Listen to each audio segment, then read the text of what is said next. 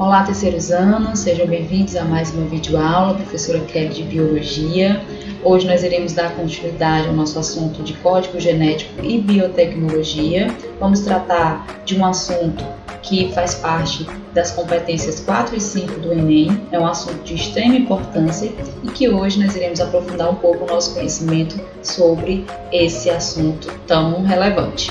Mas antes, já gostaria de convidá-los a se inscreverem no canal JAF Conecta, curtir, compartilhar com os colegas, comentar. É muito importante que outros colegas tenham acesso a esse conteúdo.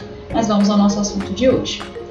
Biotecnologia, apesar de ser um termo novo, aparentemente novo, ele já acontece durante muitos milênios. Por exemplo, a utilização de variedades de plantas, cruzamento de variedades de plantas, cruzamento entre animais na pecuária, para gado de corte, gado leiteiro, são algumas dessas técnicas, produção do vinho, do pão, o uso do fermento biológico. Todas essas técnicas são técnicas de biotecnologia, mas que hoje ela foi dividida entre a tradicional, que é esta, e a moderna. A moderna é uma técnica, são técnicas que utilizam, por exemplo, a manipulação do DNA, formação de organismos transgênicos, que são alguns tópicos da nossa aula de hoje. Mas o que é a biotecnologia? Biotecnologia corresponde a técnicas que permitem o uso de organismos para a produção de substâncias úteis ao ser humano. Qualquer técnica, qualquer ação que utilize seres vivos em prol de algum benefício dos seres humanos, eu vou chamar de biotecnologia. Existe uma sequência de eventos importantes dentro da história da biotecnologia, como, por exemplo, a produção da penicilina, que foi feita por meio de fungos, o penicillium, identificação de material genético, a tecnologia do DNA recombinante, técnica do PCR ou cadeia de polimerase, são alguns pontos importantes que nós iremos tratar hoje. E aqui, dando sequência, vamos falar um pouco sobre a engenharia genética.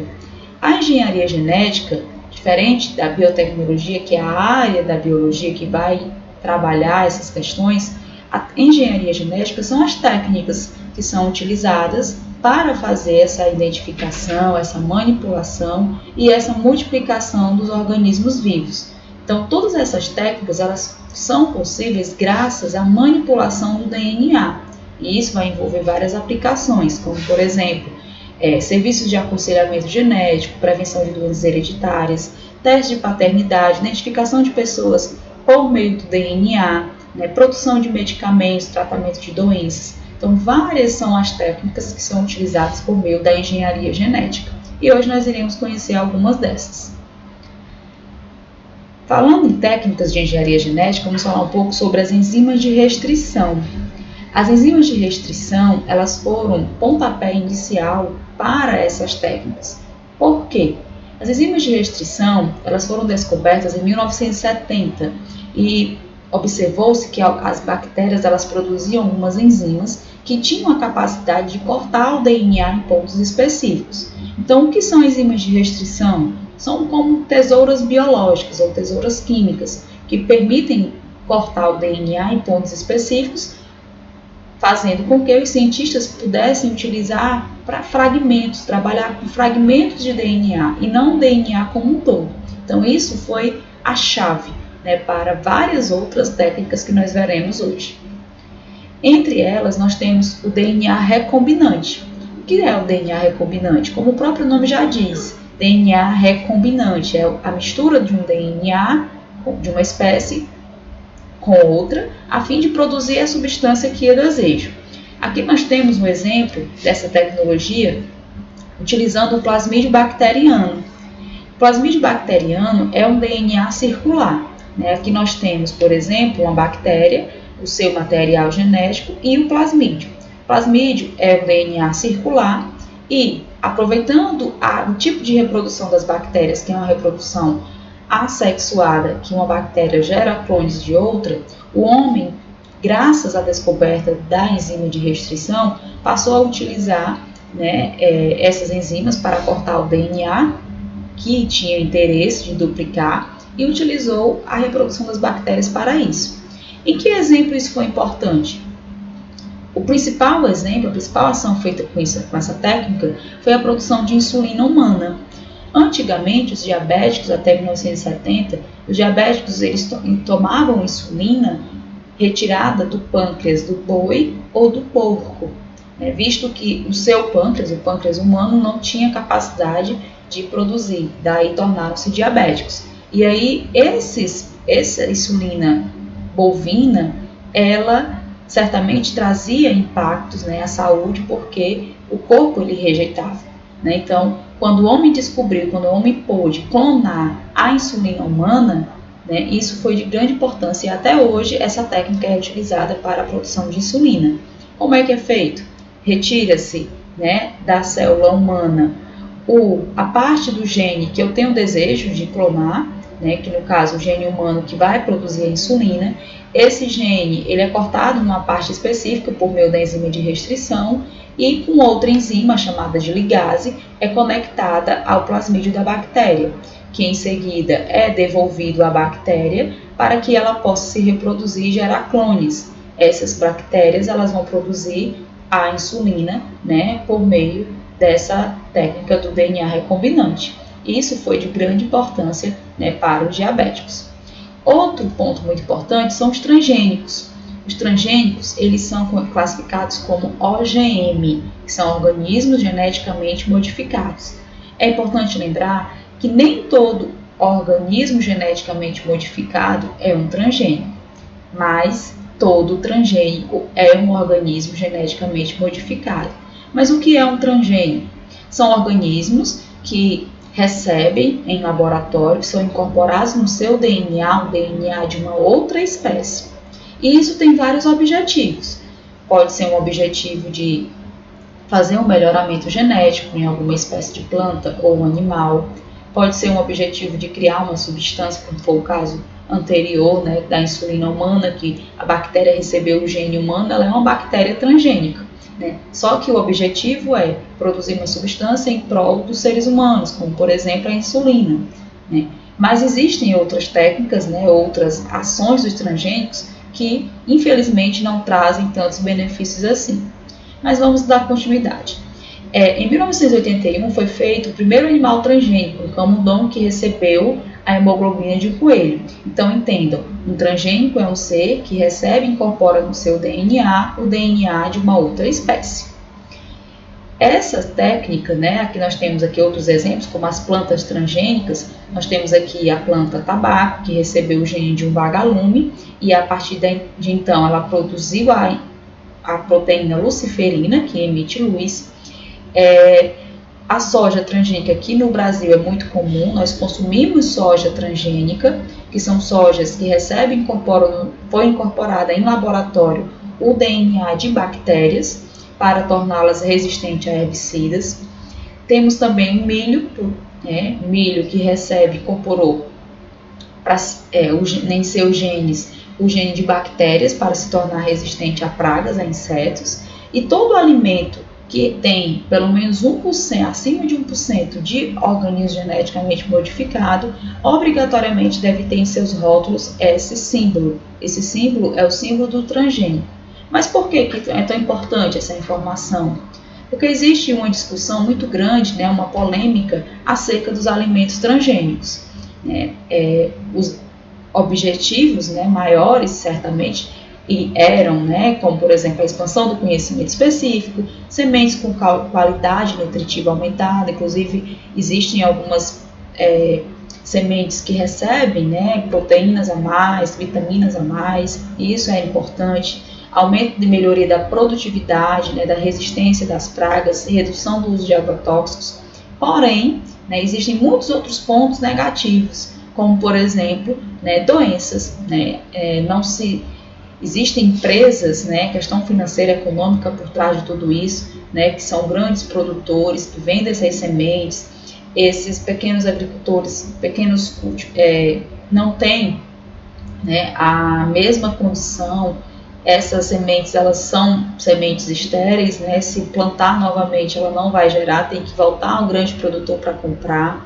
Perda da biodiversidade e, né, a principal as doenças, né, os efeitos colaterais que esses alimentos transgênicos eles podem trazer à nossa saúde, como por exemplo o câncer, né, já foi comprovado que muitos cânceres no nosso organismo são produzidos por meio dos alimentos transgênicos e que infelizmente muitos cientistas que pesquisam, que tentam comprovar isso, são barrados, né, por conta desses grandes empresários que têm uma grande questão econômica por trás. E aqui nós temos alguns alimentos até conhecidos, né, como os alimentos à base de milho, né, de soja, né, que contém aí essa simbologia dos transgênicos. Então, se nós pudermos evitar, certamente será muito melhor. Vamos agora a um outro tópico que é importante, que é a clonagem. O que é a clonagem? O clone é definido como uma população de moléculas, células ou organismos que se originam de uma única célula e são idênticas à original. A clonagem é um mecanismo muito comum em espécies como plantas e bactérias na sua reprodução. As bactérias são assexuadas, elas reproduzem de forma assexuada. Uma produz o clone e outras e assim sucessivamente. Em seres humanos também já existe, né, clonagem, como por exemplo a clonagem dos gêmeos idênticos ou monozigóticos. Esses gêmeos, eles certamente possuem o mesmo material genético, então são clones, só que de forma natural. Existem 3 tipos de clonagem: a clonagem reprodutiva, terapêutica e a molecular.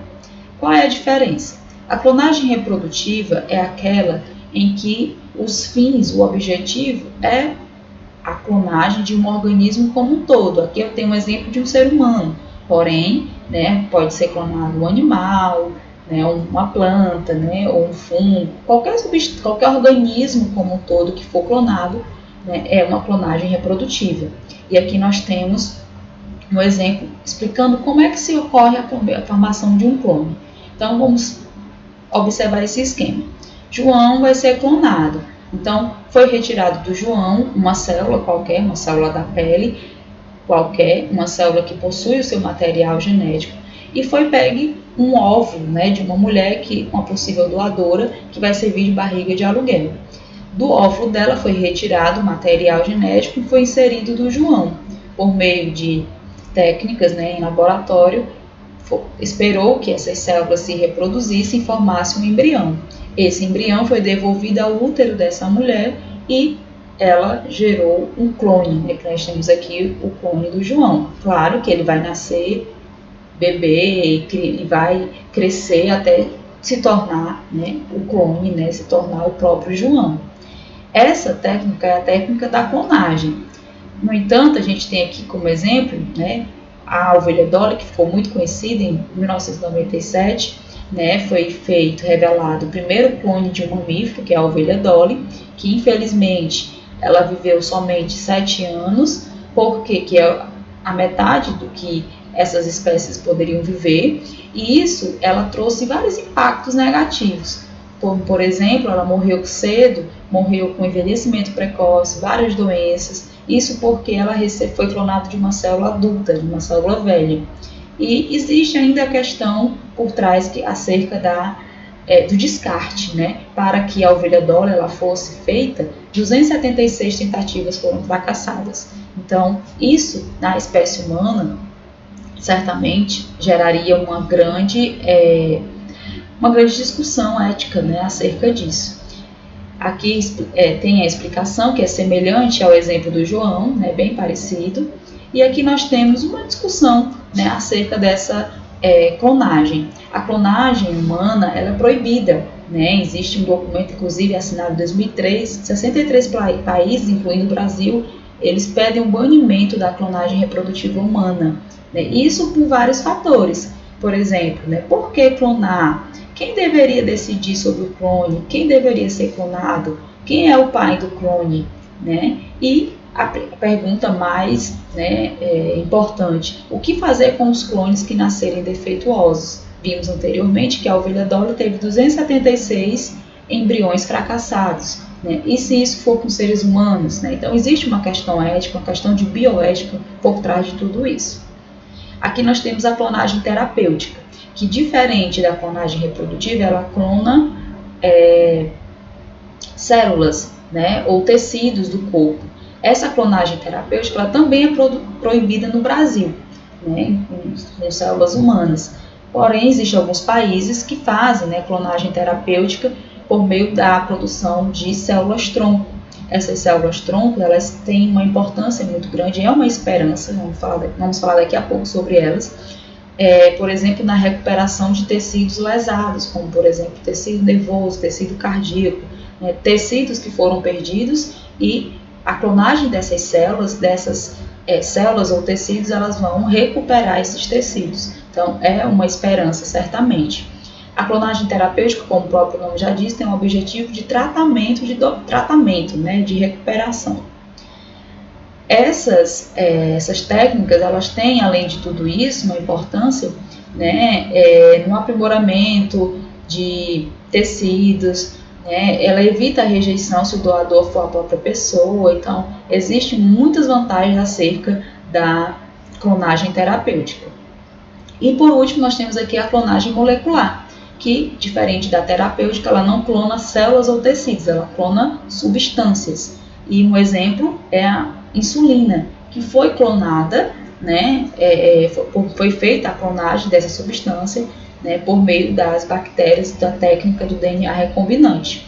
E aí nós temos, essa técnica já foi explicada agora nessa aula, que é uma técnica importante, uma técnica que vai fazer a clonagem de substâncias. Então, clonagem reprodutiva clona organismos, terapêutica clona células ou tecidos para fins terapêuticos, e a clonagem molecular ela clona substâncias, né, ou moléculas. As células-tronco, né, uma importante também descoberta, é um tipo de célula que pode se diferenciar e constituir diferentes tecidos do nosso organismo, ou seja, gerar cópias idênticas. Existem dois grupos, né? Existem as células-tronco de embriões, que são as células que têm um potencial maior de diferenciação. Elas podem se diferenciar, por exemplo, em células de qualquer parte do nosso corpo, de mais de 200 tipos de células do nosso corpo. Então, uma célula de embrião, ela tem esse poder, né, de se diferenciar, enquanto que as células adultas, elas são um pouco mais limitadas, né, e elas são encontradas na medula óssea, na polpa dentária, no cordão umbilical e na placenta.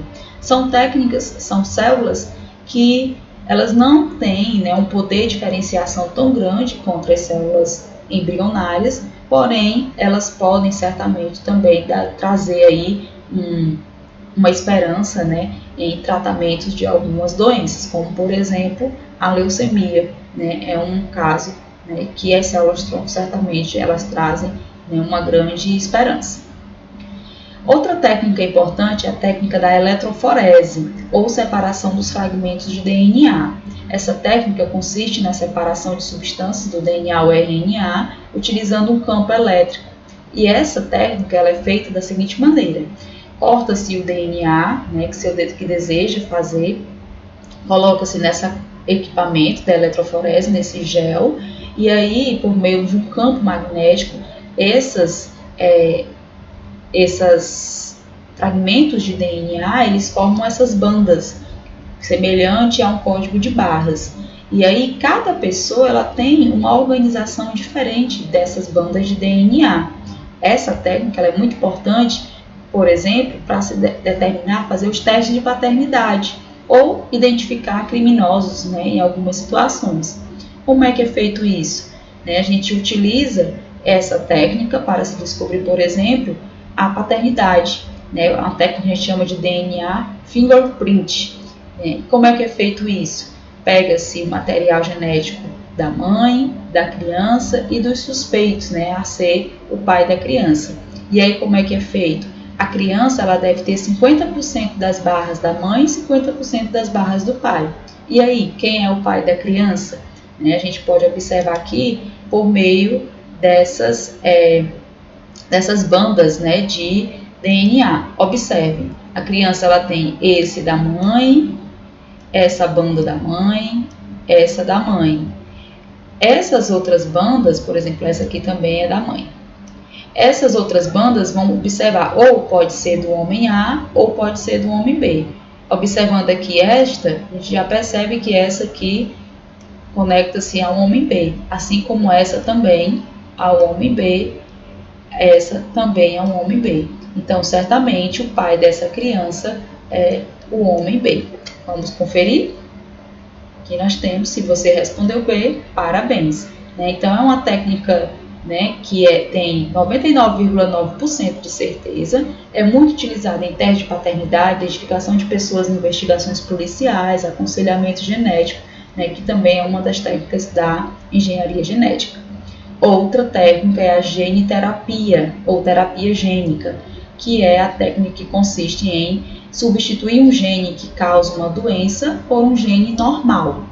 É uma técnica que também não ocorre no Brasil ainda, porém ela tem, em outros países, ela é muito utilizada e traz também a esperança de vários tratamentos de várias doenças.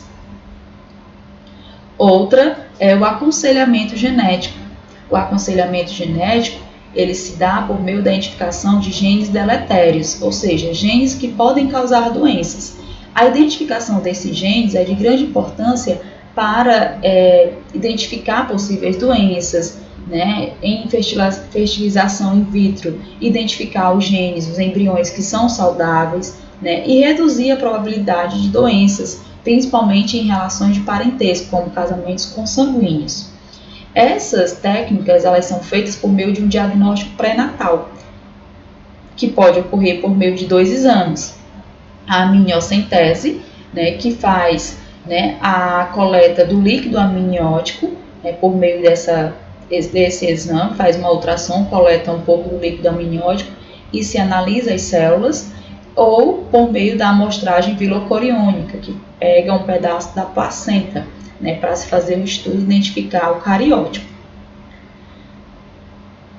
E por último, nós vamos falar um pouco sobre o projeto Genoma, que foi um dos grandes feitos da história da genética, iniciou em outubro de 90 e terminou em 2001, e o principal objetivo era o mapeamento do genoma humano, para a identificação dos genes que causam a predisposição de doenças, aconselhamento genético, identificação de genes que causam doenças metabólicas, produção de remédios que atuam de forma mais eficaz. Então, essas são as aplicações do projeto Genoma Humano, que tem como principal ação o mapeamento de todo o gene, de todo o estudo da genética humana. Essa caracterização, são os estudos objetivos futuros dessa técnica, desse projeto, é melhorar esse diagnóstico de doenças e utilizar essas informações para prevenção de doenças, como por exemplo diabetes, câncer, entre outras. Um dos problemas relacionados a esse projeto é a possível discriminação genética, por meio de seleção de empregos, identificação de pessoas que tenham predisposição a algumas doenças, e isso ser uma barreira para a seleção de empregos, escolas, entre outros. Com isso, nós encerramos a nossa aula de hoje. Eu espero que tenham compreendido, é um assunto de grande relevância. Tenham uma ótima semana e até a nossa próxima aula.